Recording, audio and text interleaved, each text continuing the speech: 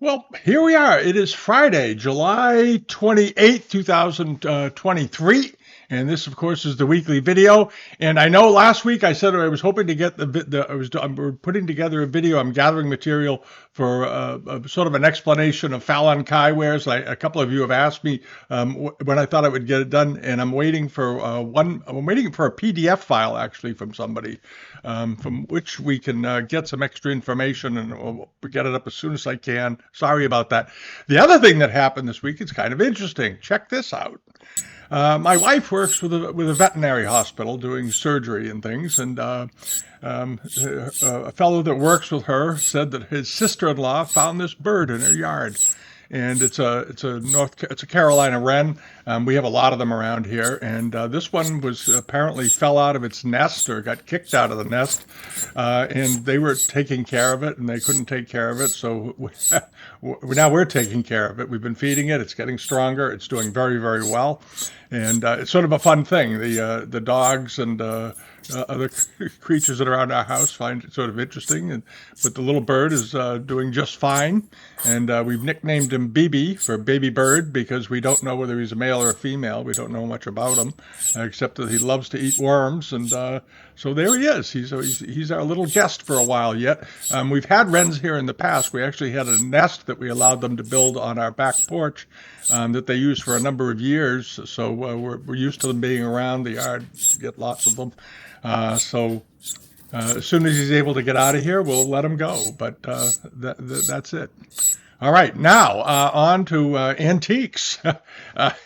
It's like I said, I've said every week for the last couple of weeks, it's kind of quiet in the summer. There's not a lot going on, but there are a couple of sales that have come up that look pretty good. Some sales had some good results, and I'm going to pluck a few that are over on the global pages right now. eBay is a little quiet, and we'll get into that shortly.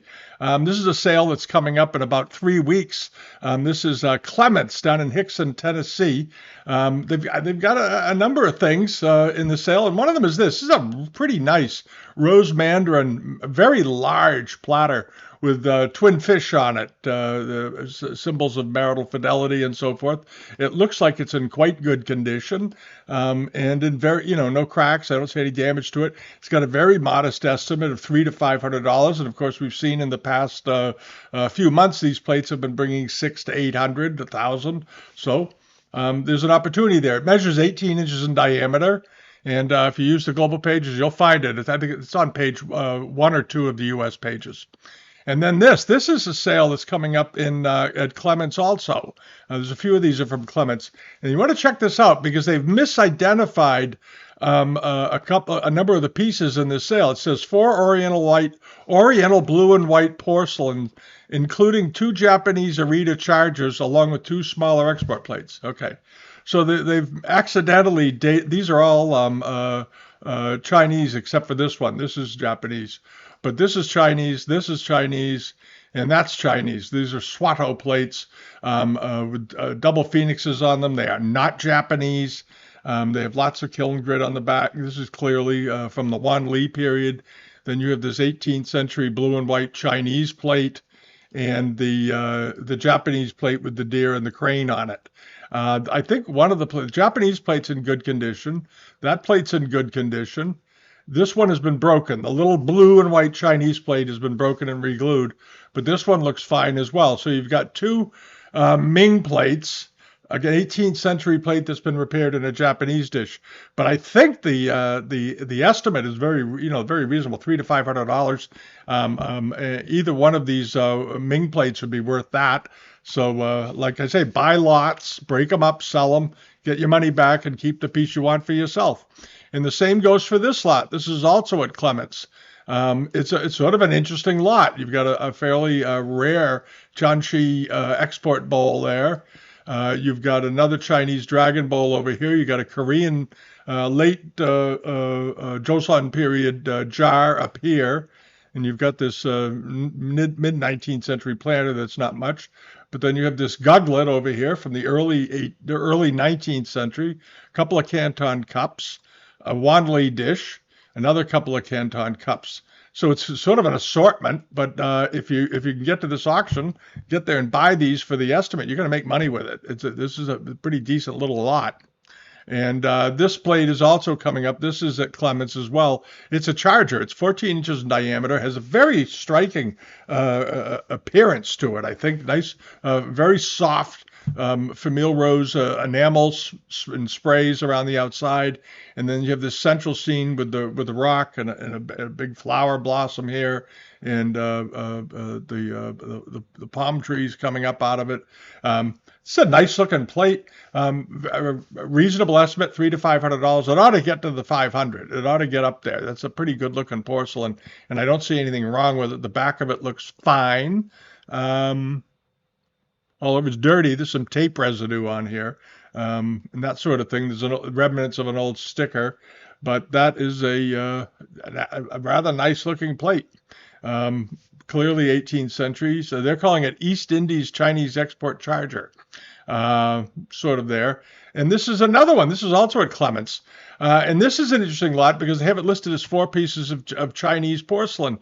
The deal is, though, is that the one in the middle, this is a Rita, and it's a 17th century Arita charger. So if you're a Japanese Arita buyer, you might be able to snag yourself a bargain. It's got a couple of little hairlines off the rim, but very classic, 1680s, a piece of Arita ware there. And then you have this 18th century Chinese plate, another 18th century Chinese plate, and then that could be 18th or 19th century. But the Arita charger's the interesting thing if you're an Arita buyer. It's a nice looking dish. It's about 12 inches in diameter, and I think it's probably going to be pretty viable. The opening bid for the whole lot's $300. Not a bad deal. And then this came up this week. You've seen these before. This one's at Eddie's in New York. It's a late Qing Republic example with a Qianlong mark on it, but it's that very nice robin's egg blue, and they got into doing this high relief work with gilding and darkening dressings and so forth. And you've seen them before. This is a nice one. And those of you that pay attention, some of these can do very well. They can bring $3,000, $4,000, $5,000 even drilled. This is a nice looking vase. I think it's just about a foot tall, as I recall. A little over 15 inches. Okay, it's a big one. It's particularly big. The starting bid is $1,500, which I think is fine. The estimate seems reasonable. But this is a nice piece of porcelain. If you've been looking for one of these, it is drilled on the bottom. It was obviously lamped at one point, and it's obviously it looks this foot makes me think it's probably more late Qing than it is Republic. They made them sort of throughout from about 1880 to around 1920.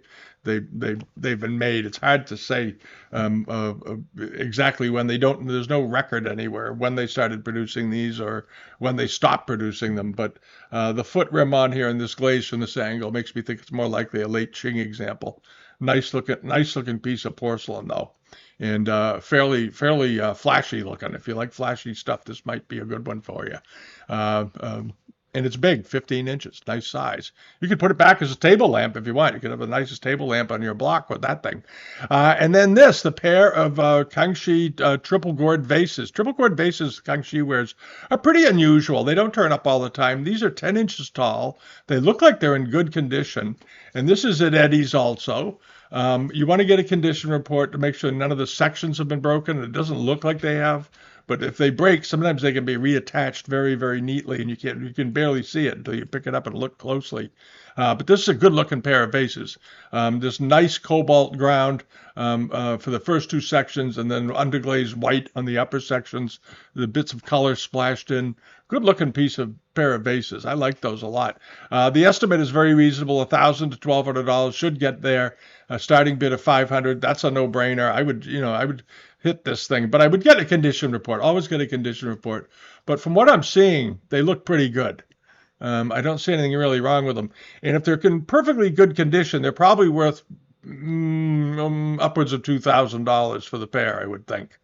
You're going to get there because it's a pair. And pairs of triple gourd vases are even rarer still than even just single triple gourd vases. And then over to this. This sold this week. This was on the Global page. I'm surprised. I hope one of you bought it. I'm surprised it went for so little money. It was at Doyle's. And this is a really nice urn form, probably Kangxi, where export porcelain vase for the European market. It was about 7 inches tall. Had a repair to the lid, but the decoration is outstanding, and it provenanced from Eleanor Gordon, the famous dealer, who had been around for many, many years. She was from Pennsylvania. She did great things. I used to see her in Boston at the Ellis Antique Show. You'd run into her in New York at the East Side Show. She was a very nice lady, very knowledgeable dealer, and she wrote a book that almost everybody who collects Chinese porcelain owns. Of course, is her book on China trade wares, and this was sold by her apparently, and nice looking piece of porcelain, beautiful. And it went very, very inexpensively. I think $350 plus premium, way under its estimate. Maybe one of you went and saw it, and you can tell me why it went for so little. Because it did have some damage to the lid, but that was the body looked okay. So take it from there. I don't know what the reasoning was. Maybe everybody just missed it. But this is a rare bird, and somebody got a great buy on it. And this was a very good buy also. This was also at Doyle's, this pair of 18th century export coolers, armorial export coolers, no less, in beautiful condition. They look nice, very elegant, good size, 9 or 10 inches. I have no idea why they went for just $400. The estimate was 1 to 2,000. I thought that was reasonable, and somebody got a bargain. But as I was talking about it last week, it's summer. And a lot of people are missing from the auction market during the summer because they're off on vacation, they're camping, they're out on boats, they're at Nantucket around here. Everybody goes to Nantucket or Montreal. They come up to Cape Ann where we are. They're disconnected, and when people are disconnected from the market, so you can get these pretty good buys. And this was a very, very good buy. All right, so keep that in mind. You see things out there. I always say it. I've said it ever since I started doing videos. Leave a bid, register and leave a bid. And you do the same on live auctioneers.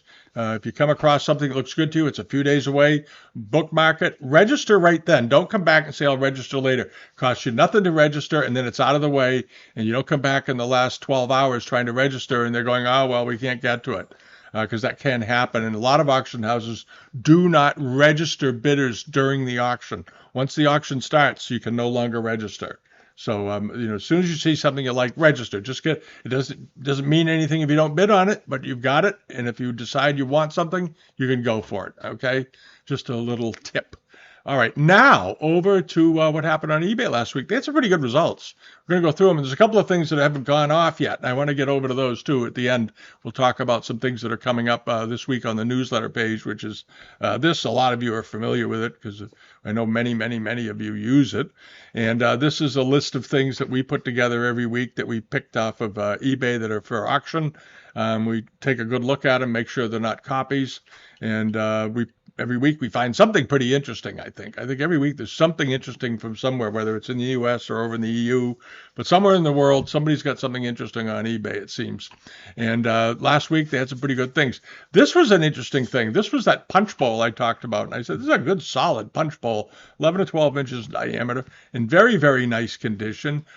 Good quality decoration, probably made right around the mid-19th century. Very nice gilt groundwork, nice floral business going on in the rim. Had a tiny, tiny chip off of there, but that's nothing. And there it is. All right. And somebody got a great buy, $453. That's not a bad buy. And it was 11 3/4 inches in diameter, basically 12-inch punch bowl, 1850s.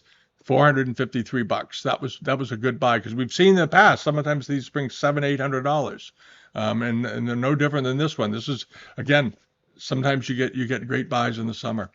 And then over to this. This was that the bird cage feeder that we talked about, the Chinese bird cage feeders. There are people out there who collect these, and they did them in a lot of different varieties. They did them you'll find occasionally some from the Ming Dynasty, Qing Dynasty. Lots of them were produced. Bird keeping was a very big pastime. This was a nice 19th century blue and white example, beautifully decorated, very similar to the decoration you see on some Kangxi pieces, just a single sort of stroke business, and they even put the leaf on the bottom. I don't think this was Kangxi. It's a pretty clearly to me was a 19th century ceramic, but it was nice looking, and it still had its wooden clip on it where they'd attach it to the bamboo edge, the bamboo poles in the cage. And as I said, people collect them. This one, these are small. They're very small. This was only an inch or so tall. $417. So keep your eye out if you're going around to antique shops and you're going in and out of group shops, and they have those jewelry cases in the front that lots of group shops tend to have. This is where you find things like these little bird feeders. They often get them in the antique shops and places.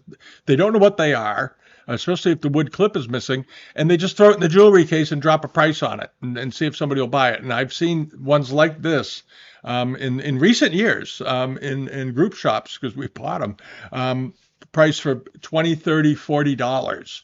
And this is what they're worth. They're worth about 400 because they're unfamiliar to people. And some people know that they're Chinese and they just think they're just brand new and it's just some new tourist item that's been made. It's not. If you know how to identify and date porcelain a little bit and know how to look at it and determine if it's an old piece, this is a great way to, one, it's a good way to build a collection of them by buying them that way. Going around to shops and things, and it's a quick little profit if you can find them, because I've never seen one yet in an antique shop that was properly priced. They're always way under the money. It's a crazy thing. And then over to this, the Fitzhugh platter. This was a heck of a good Fitzhugh platter, and I think it was somebody got an absolutely great buy. It went for $496. This was 20 inches in diameter. This was not a 10 or 12-inch plate. This was 20 inches, and it was superbly painted.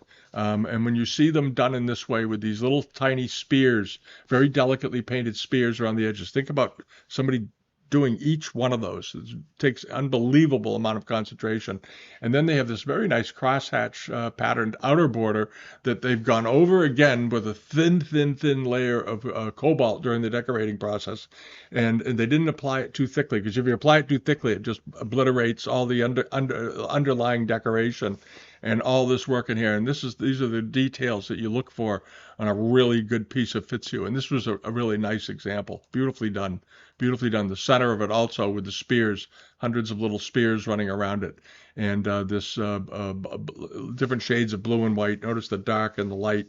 Very fine quality, very fine control. They did a heck of a job with that. That's a nice dish. And I think somebody got a great buy. It should have gone for $600 or $800, but that's the way it goes. Summertime. And then over to this Luan Wu bowl. There were a couple of nice bowls, silver bowls. This was some silver Kellogg's, who's a seller in England, in Ashford. And this was a nice bowl. This was a beautifully done bowl. Nice groundwork, beautiful blossoming flowers on relief, marked. He's in the book over in the reference section on Chinese export wares, and it sold for $1,056. Very good. And this was a well-known silversmith. This wasn't some not that well known. He worked mostly out of Shanghai, but a very, very nice piece of silver. But when you came up with this was same by the same seller. Was a bowl by Wang Hing, and Wang Hing, of course, was one of the most famous of the Chinese silversmiths. Very prolific, had a top-notch studio. A lot of China trade people came back with silver from Wang Hing. The Peabody Essex Museum has a pile of it from the Crosby Forbes collection of Chinese silver. Just exceptional. There's his mark on the bottom, WH90, high-grade silver, basically sterling. And there's the work, very finely done. All the high points are meticulously polished. And then they have this sort of stippled low ground background as a relief against it to make the flowers stand out. Notice the 5 ridges on the upper section, this very stout base. Beautifully done. And it brought a good price, $1,710. Not outrageous. It was about 7 or 8 inches in diameter. Very attractive piece of silver. Very attractive. But Wang Hing made great looking stuff. He also made a lot of good silver card boxes and small things. And occasionally you find those laying around in antique shops, not selling for a lot of money. Grab them. And then over to this, the blue monochrome crackle. It's not really crackle. Well, it is a crackle, I guess. A brush washer. This is a late Qing example, mid 19th to late 19th century. Could have even made a little after that, but that looks like a late Qing back to me. There's a little doodad there and from the firing maybe in the porcelain, but nice looking. And it's a scholar's object. And whenever you have scholar's objects, people that collect scholar's objects come out of the woodwork and try to buy it. And this was a perfectly legitimate example. It was very nice. If it was just a little bowl from this period, it would have been worth $150 to $200. But when it graduates into scholar's objects, it sold for $658. And again, these are one of those little things that you can look around if you're a dealer trying to make a living in this business. Watch out for these things, but learn how to differentiate between the new ones and the old ones. Does make a big difference, because there's a lot of new copies around because they're relatively simple to produce. They're not simple to produce to the point where they fool somebody that knew what they were doing, but they'll get you sometimes if you're maybe a little new to it. So pay a lot of attention to the characteristics of the old ones so that you can spot the new ones. But this was a really, really nice one. $658, very attractive glaze. And then over to this, the wooden figure of the Daimo, let's see, probably sandalwood or something. Nice looking carving. I liked him a lot. He had a split in him. If I bought this, I didn't buy it, but if I did buy it, put it in a humid room for a couple of months and let it build up some moisture inside of it. These cracks are generally caused by central heat in Western houses. They get dry in the winter and they cause these woods to pull apart. And usually with some good humidity, you can close those up a bit.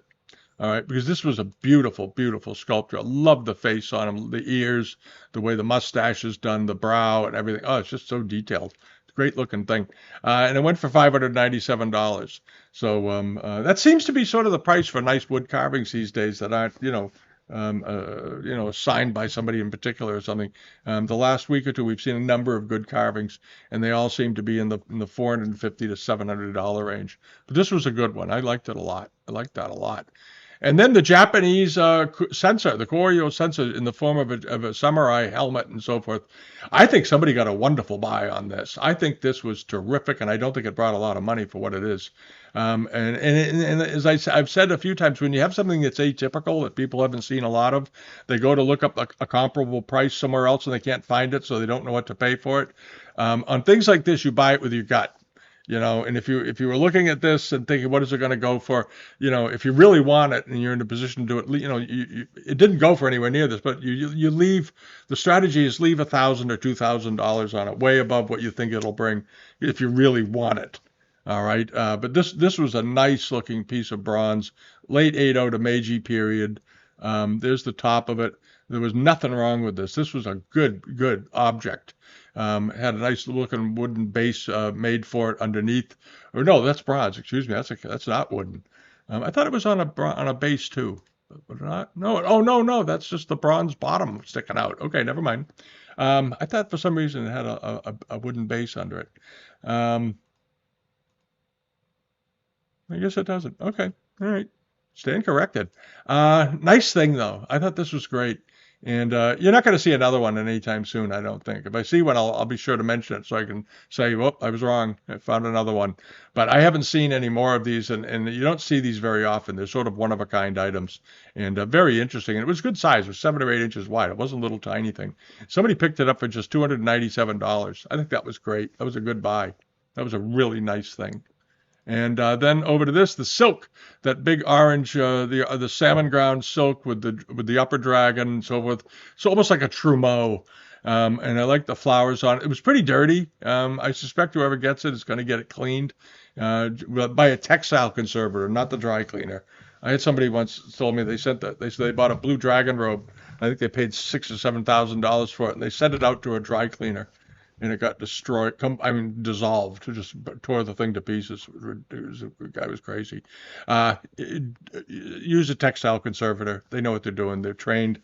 They have the right chemicals. They can clean things like this beautifully. It's going to cost you a little bit. Worth having done. This will probably cost $200 or $300 to get cleaned, but it'll be worth it.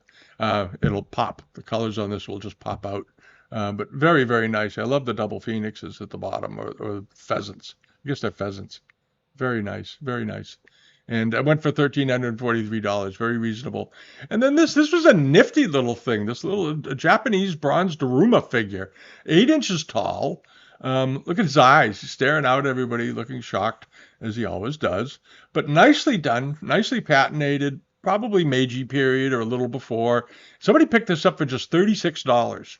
That's the way to buy it. And this is why I also you if you're going to buy Japanese things, you can buy them from dealers, of course. You get to know some dealers, you get some good things. But also you buy them at auction, you do very well with them. Buying Japanese things at auction these days, it's the way to build a collection. I don't say don't go to dealers to buy them. You should, because you need dealers in the market to keep the market interesting, and they can teach you some things. But also look to augment by heavily by going to auctions. And you get great deals like this, because a bronze like this in a nice antique shop that handles a lot of Japanese material, this bronze would probably be around 10 times that price for $300 to $400 pretty comfortably. In New York, it would be over 500. So it can be bought at auction for $36. Nice.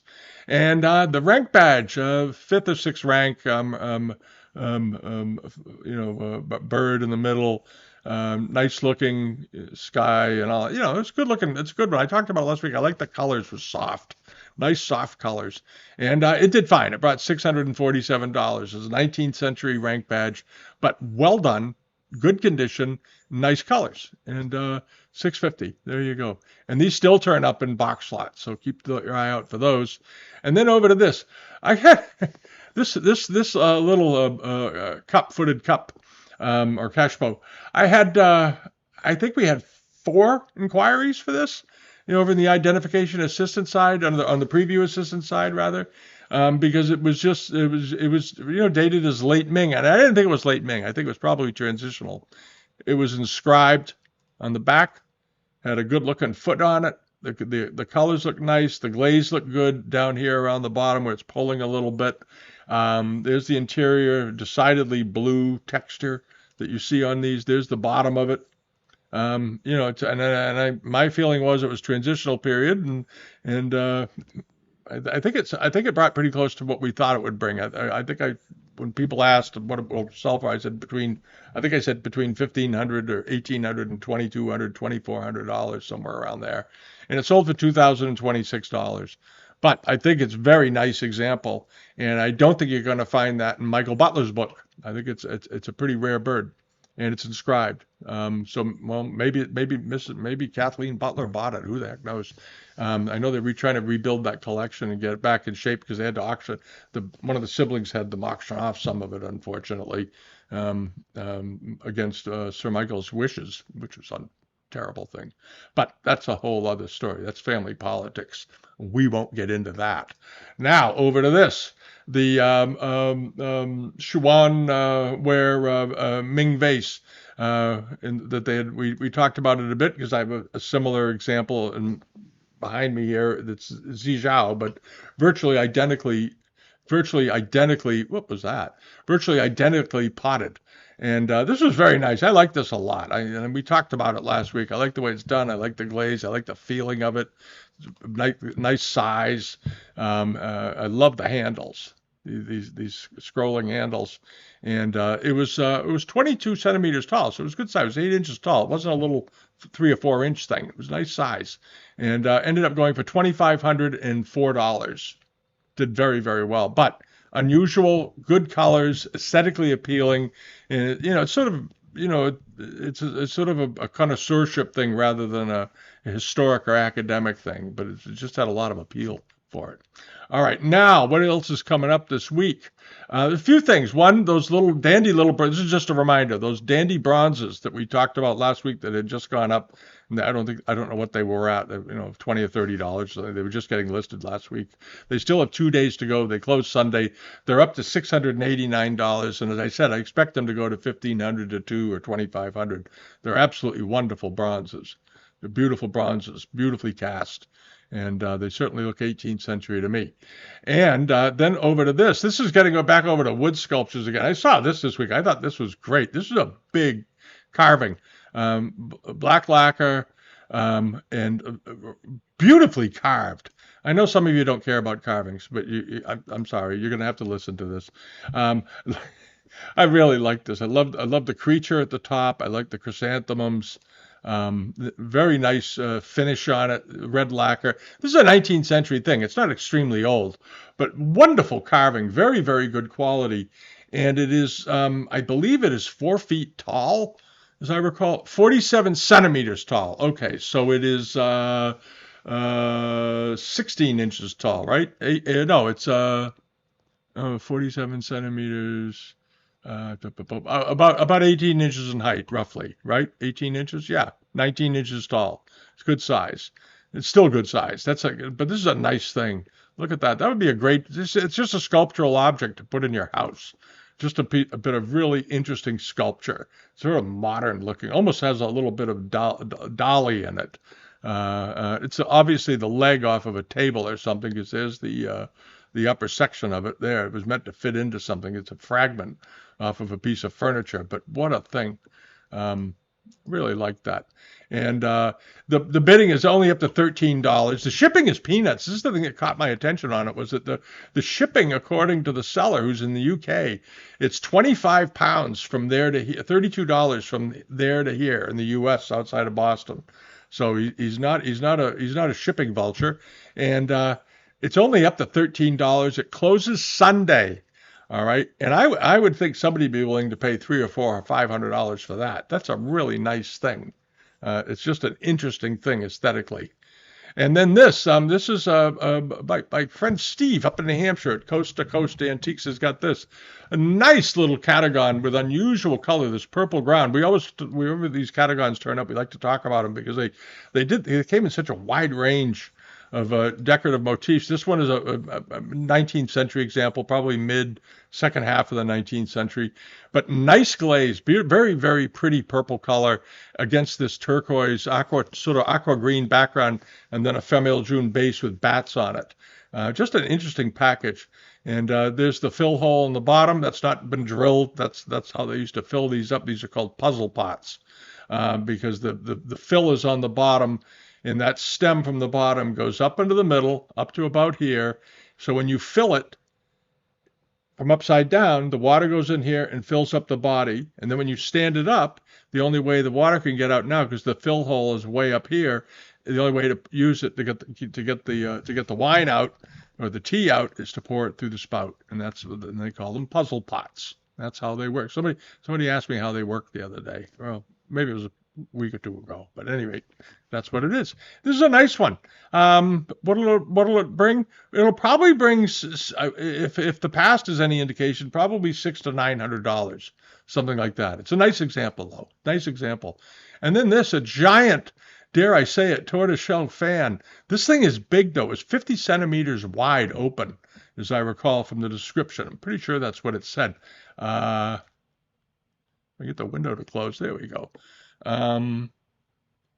Where's the dimensions? 51 centimeters open. Yeah, it is. So it's 18 or so inches wide. This is a big fan. Beautifully carved, all tortoiseshell. Looks like it's in wonderful condition. And it's all reticulated carving, which makes it really, really nice. And there it is. It's probably a late 19th century thing, but beautiful work and nicely polished. It's up to $395. It closes on Monday. Expected to bring 12 to 1800 by the time it's all done, but it's a nice looking thing. I would go over and hit this immediately if you're a fan buyer. It's a really nice one. If you collect fans, the big ones in tortoiseshell don't turn out like this, because you have to realize how big the tortoiseshell had to be and to get this. So it makes it a bit unusual. Most tortoiseshell fans are the blades, open or maybe 12 inches or something. This is a big one. And then over to this, the last one. I just threw this in at the end. It's a barrel form, 18th century China trade tankard with underglazed blue, overglazed enamels.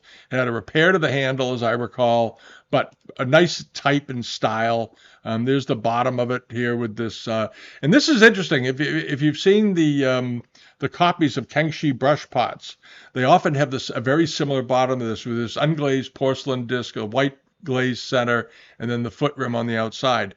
But this is what the bottom of an 18th century one should look like. And it should look the same almost on the Kangxi pieces If you see a Kangxi brush pot that has an unglazed bottom, that's the texture of the paste. So if it looks snow white or has a super amount of ridges in it or anything like that, you're probably looking at a copy. But this is a nice mug. It should bring what, $175 to $250, I suspect, because of the handle. But still a nice example. And if you're collecting and you like China trade and 18th century stuff, and sometimes it gets too expensive, you can sometimes get yourself a really nice buy this way. All right, you have to accept the fact that the handle's been repaired, but handle repairs on China trade mugs is pretty common. Probably 60% of them have a repair. It's that common because it's just a weak point on the piece, and they can't take much of an impact. But they're good looking and nice, genuine decoration. And the decoration on this looks to be pretty much in good shape, well intact. And that's what you always want to pay for, the decoration, the work. All right. And that's about it for the week. All right. We're going to take care of the bird here. And we're actually heading into Boston tonight for dinner, I think. Anyway, my wife's birthday. And, or no, it's not my wife's birthday. Was that night? This is, well, it was for my wife's birthday from last week because the boys are home.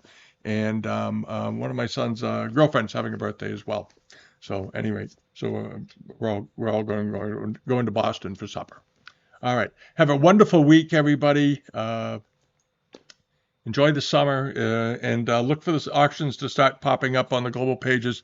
You expect to see a lot of new listings within the next 2 weeks because they'll be putting up their September sales, and they like to get them out a month in advance if they're smart. And we're hoping auctioneers are smart. All right. Have a great week, and thanks for watching. Always subscribe if you haven't. Hit the subscribe button and join us here each week. Okay. Bye-bye.